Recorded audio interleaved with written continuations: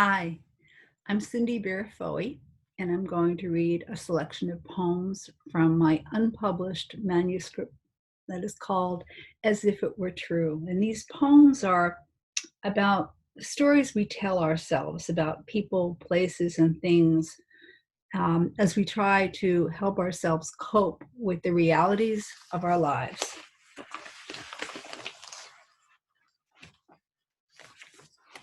Childhood Latte. There is something about milk bottles, crisp, clean as white linen boots, perfectly lined in dawn's doorway, chilled sweat of morning heat glistening on each sleek shaft, wind blowing sunlight through glass, tinkling chimes on childhood porches, invisibly awakening chores of motion, a still life painting rising from sleep. There is something about milk bottles slipping across the lip of memory, leaving sweet residue of only cream.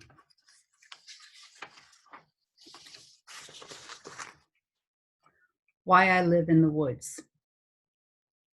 Perhaps it's because my brother named me Cinderella, and at the age of 3, when father died, our mother remarried, making us stepchildren. It could have been the old sisters who cared for us, who every night before we slept recited from Grimm's fairy tales, themselves a pair of Gothic twins dressed shoe to collar, black to black. One by one, breadcrumbs of words led me, lost me into the woods.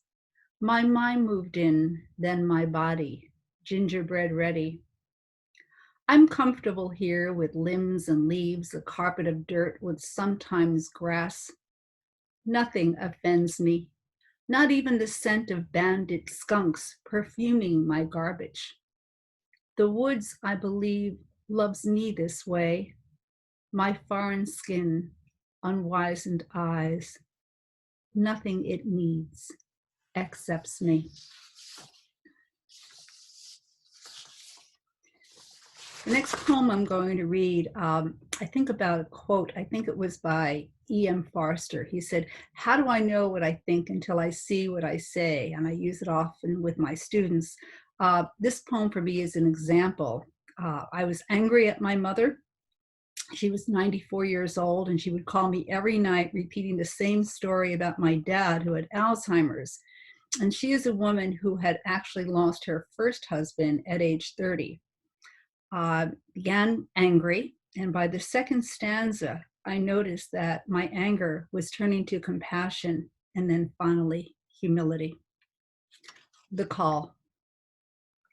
If I answer the phone, will it make her better? Will it make her words unscramble, return in order from the place they spilled 3 years ago when, not her fault, her world jolted and she began to tumble and fall down that hill that people my age tease about being over? She never got over any hill. Instead, she dug her heels deep, the way she learned the first time. 30 years old, leaning over her husband's grave, bending her knees to keep balance, like the old woman on the 5 o'clock train refusing a seat, baggage and purse clenched to her breast, under her breath inaudible words, a curse or prayer in that new language I have not yet learned.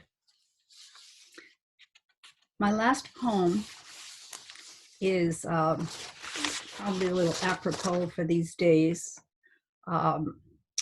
I was raised early on during the nuclear age, air raid drills, when they began in schools in target cities, and I was 6 years old in the Bronx.